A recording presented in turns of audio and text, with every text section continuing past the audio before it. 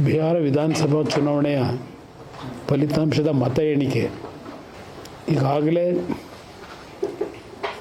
ಕಳೆದ 3 ದಿನಗಳ ಹಿಂದೆ ಚುನಾವಣಾ ಸಮೀಕ್ಷೆಯ ಪ್ರಕಾರ ಹಲವಾರು ಸಮೀಕ್ಷೆಗಳ ವರದಿಯನ್ನು ನಾವೆಲ್ಲ ಏನು ಕಂಡಿದ್ದೆವು. ಈ ಎಲ್ಲರಲ್ಲೂ ಒಂದು ವಿಶ್ವಾಸ, ಅದರಲ್ಲೂ ವಿಶೇಷವಾಗಿ NDA ಮಿತ್ರ ಪಕ್ಷಗಳಿಗೆ ಗೌರವಾನ್ವಿತ ದೇಶದ ಪ್ರಧಾನಮಂತ್ರಿಗಳಾಗಿರ್ತಕ್ಕಂಥ ನರೇಂದ್ರ ಮೋದಿಯವರ ನೇತೃತ್ವದಲ್ಲಿ ಬಿಹಾರದ ಮುಖ್ಯಮಂತ್ರಿಗಳು ನಿತೀಶ್ ಕುಮಾರ್ ಅವರ ಅಲ್ಲಿಯ ಚುನಾವಣೆಯ ನಾಯಕತ್ವವನ್ನು ಚಿರಾಗ್ ಪಾಸ್ವಾನ್ ಅವರಿರ್ಬೋದು, ಮಾಂದೆ ಅವರು, ಅಲ್ಲಿಂದ BJPಯ ನಾಯಕರುಗಳು ಅವರ ಒಂದು ದುಡಿಮೆ ಇವತ್ತಿನ ಚುನಾವಣಾ ಫಲಿತಾಂಶಕ್ಕೆ ಅವರ ಶ್ರಮ ಏನು ಅಂತಕ್ಕಂಥದ್ದು ಸಾಬೀತಾಗಿದೆ. ನರೇಂದ್ರ ಮೋದಿಯವರ ವಿಕಸಿತ ಭಾರತ ಅವರ ಒಂದು ಕನಸೇನಿದೆ, 2047ಕ್ಕೆ ದೇಶದ ಪ್ರಗತಿ ವಿಶ್ವದಲ್ಲೇ ಮೊದಲನೇ ಸ್ಥಾನಕ್ಕೆ ತರತಕ್ಕಂಥ ಒಂದು ಗುರಿಯನ್ನೇನು ಹೊಂದಿದ್ದಾರೆ. ಅದಕ್ಕೆ ಪೂರಕವಾದಂಥ ರೀತಿಯಲ್ಲಿ ಬಿಹಾರದ ಮಹಾಜನತೆ ಅವರ ನಾಯಕತ್ವಕ್ಕೆ ಈ ಫಲಿತಾಂಶದ ಮುಖಾಂತರ ದೇಶದ ಒಂದು ದಾಖಲೆಯ ಫಲಿತಾಂಶ ಇದು ಚುನಾವಣಾ ಫಲಿತಾಂಶ.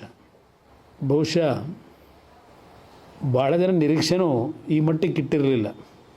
ಬಿಹಾರದ ಜನತೆ ಈ ಬಾರಿ ಕಾಂಗ್ರೆಸ್ನ ಹಲವಾರು ರೀತಿಯ ಅಪಪ್ರಚಾರಗಳೇನಿದೆ, ವಿಶೇಷವಾಗಿ ಈ ವೋಟ್ ಚೋರಿ ಅಂತಕ್ಕಂಥ ಒಂದು ಪದ ಬಳಕೆಯನ್ನು ಪ್ರತಿನಿತ್ಯ ಮಾಡ್ತಕ್ಕಂಥದ್ದು ಅಲ್ಲಿಯ ಜನತೆ ಇವತ್ತು ಆ ಒಂದು ಕಾಂಗ್ರೆಸ್ನ ಅಪಪ್ರಚಾರಕ್ಕೆ ಈ ಫಲಿತಾಂಶದ ಮುಖಾಂತರ ಕಾಂಗ್ರೆಸ್ ಪಕ್ಷಕ್ಕೆ ಒಂದು ತಕ್ಕ ಪಾಠವನ್ನು ಕಲಿಸಿದ್ದಾರೆ ಅಂತಕ್ಕಂಥದ್ದು ನನ್ನ ಅಭಿಪ್ರಾಯ.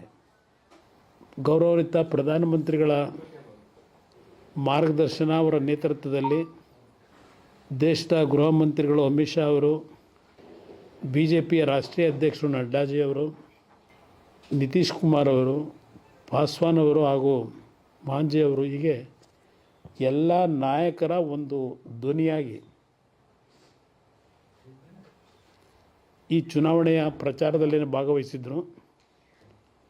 ಅದರ ಪ್ರತಿಫಲ ಇವತ್ತು 200ರ ಗಡಿಯನ್ನು ದಾಟಿ ಒಂದು ದಾಖಲೆಯ ಫಲಿತಾಂಶ, ಸ್ವಾತಂತ್ರ್ಯ ಬಂದ ನಂತರ ನಡೆದಿರ್ತಕ್ಕಂಥ ಚುನಾವಣೆಗಳಲ್ಲಿ ಇದು ದಾಖಲೆಯನ್ನು ಬರೆದಿಡ್ತಕ್ಕಂಥ ಒಂದು ಚುನಾವಣಾ ಫಲಿತಾಂಶ. ಬಿಹಾರದ ಒಂದು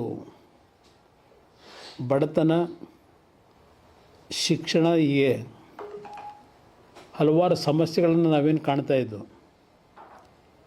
ನರೇಂದ್ರ ಮೋದಿಯವರು ದೇಶದ ಪ್ರಧಾನಮಂತ್ರಿಗಳಾದ ನಂತರ ಮತ್ತು ಕಳೆದ 20 ವರ್ಷಗಳಲ್ಲಿ ನಿತೀಶ್ ಕುಮಾರ್ ಅವರು NDA ಅಲಯನ್ಸ್ನ ಪಾರ್ಟ್ನರ್ನಲ್ಲಿ ಈ ದೇಶವನ್ನು, ಈ ಬಿಹಾರ ರಾಜ್ಯವನ್ನೇನು ಆಳಿದ್ದಾರೆ ಮುಖ್ಯಮಂತ್ರಿಗಳಾಗಿ. ಆ ಹಿನ್ನೆಲೆಯಲ್ಲಿ ಬಿಹಾರದ ಹಲವಾರು ರೀತಿಯ ಅಲ್ಲಿಯ ಕಾನೂನು ಬಾಹಿರ ಚಟುವಟಿಕೆಗಳಿಗೆ ಬೆಂಬಲ ಕೊಡ್ತಕ್ಕಂಥ ವ್ಯಕ್ತಿಗಳನ್ನು ದೂರ ಸರಿಸ್ತಕ್ಕಂಥದ್ರಲ್ಲಿ ಈ ಚುನಾವಣಾ ಫಲಿತಾಂಶದಿಂದ ಪುನಃ ದೇಶದಲ್ಲಿ, ನಾಡಿನಲ್ಲಿ ಉತ್ತಮವಾದಂಥ ಆಡಳಿತ ನಡೆಸ್ತಕ್ಕಂಥ ನಾಯಕರ ಪರವಾದಂಥ ಒಂದು ತೀರ್ಮಾನಗಳನ್ನು ಮಾಡ್ತಕ್ಕಂಥ ನಿಟ್ಟಿನಲ್ಲಿ ಬಿಹಾರದ ಜನತೆ, ಮತದಾರರು ದೇಶಕ್ಕೆ ಒಂದು ಸಂದೇಶ ಕೊಟ್ಟಿದ್ದಾರೆ ಅಂತಕ್ಕಂಥದ್ದು ನನ್ನ ಅಭಿಪ್ರಾಯ. ಈ ಚುನಾವಣೆಯಿಂದ ಒಟ್ಟಾರೆ ಪ್ರಧಾನಮಂತ್ರಿಗಳಿಗೆ ಮತ್ತು ನಮ್ಮ NDA ಮಿತ್ರ ಪಕ್ಷಗಳಿಗೆ ವಿಶೇಷವಾಗಿ ನನ್ನ ಅಭಿನಂದನೆಗಳು ಅವರ ಶ್ರಮಕ್ಕೆ. ನೀವು ಕೂಡ ಕರ್ನಾಟಕದಲ್ಲಿ ಮಿತ್ರ ಪಕ್ಷ BJPಗೆ ಇಬ್ಬರೂ ಸೇರ್ಕೊಂಡು ಮುಂದೆ ಹೇಗೆ ನೋಡ್ತೀರಿ ಇದನ್ನು? BJP ಈಗ ಸ್ಥಳೀಯ ಸಂಸ್ಥೆಗಳು ಚುನಾವಣೆಗಳು ಬರ್ತದೆ, MLC ಚುನಾವಣೆ ಇದೆ, ಮುಂದೆ 28ರ ಚುನಾವಣೆ ಬರುತ್ತೆ. ಇದು ಯಾವ ಸಂದೇಶ ಅಂತ ನಿಮ್ಮ ಕರ್ನಾಟಕಕ್ಕೆ ಏನು ಸಂದೇಶ ಇದೆ?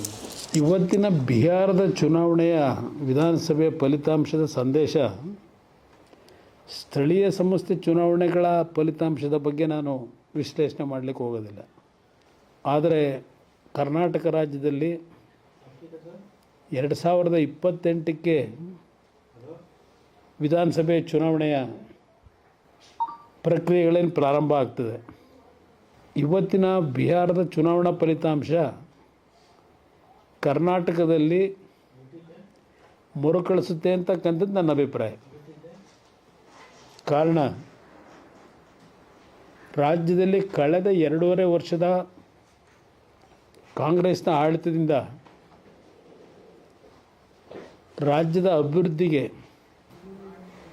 ಈ ಒಂದು ರಾಜ್ಯದ ಸರ್ಕಾರ ಸಂಪೂರ್ಣವಾಗಿ ನಿರ್ಲಕ್ಷ್ಯ ಮಾಡಿರ್ತಕ್ಕಂಥದ್ದು ಒಂದು ಕಡೆ.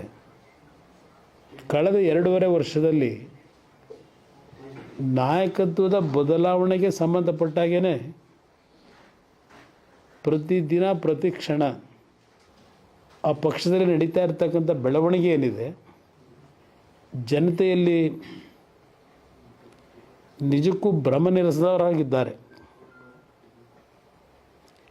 136 ಸ್ಥಾನಗಳನ್ನು ಅವರಿಗೆ ಕೊಟ್ಟಂಥದ್ದು ಒಂದು ಉತ್ತಮವಾದಂಥ ಸರ್ಕಾರ ತರ್ಬೋದು ಅಂತಕ್ಕಂಥ ಒಂದು ನಿರೀಕ್ಷೆಯಿಂದ ಕೊಟ್ಟಂಥ ಮತ ಏನಿದೆ, ಜನತೆಗೆ ದ್ರೋಹ ಮಾಡಿದ್ದಾರೆ. ಈ 2.5 ವರ್ಷದ ಅವರ ಆಡಳಿತ ನೋಡಿದಾಗ ಕರ್ನಾಟಕದ ಜನತೆಯೂ ಸಹ ಚುನಾವಣೆ ಎಂದು ಬರುತ್ತೆ ಅಂತಕ್ಕಂಥದ್ದನ್ನು ಕಾಯ್ತಾ ಇದ್ದಾರೆ. ನನ್ನ ಅಭಿಪ್ರಾಯದಲ್ಲಿ ಅವರು ಎಷ್ಟೇ ಚುನಾವಣೆಯಲ್ಲಿ ಆರ್ಥಿಕವಾಗಿ ಎಷ್ಟು ಪ್ರಮಾಣದಲ್ಲಿ ಹಣ ಖರ್ಚು ಮಾಡ್ತಾರೆ ಅನ್ನೋದಕ್ಕಿಂತ ಹೆಚ್ಚಾಗಿ ಏನೇ ಮಾಡಿದ್ರು ಈಗಾಗಲೇ ಮಾನಸಿಕವಾಗಿ ಜನತೆ ಮತದಾರರು ಸಿದ್ಧರಾಗಿದ್ದಾರೆ.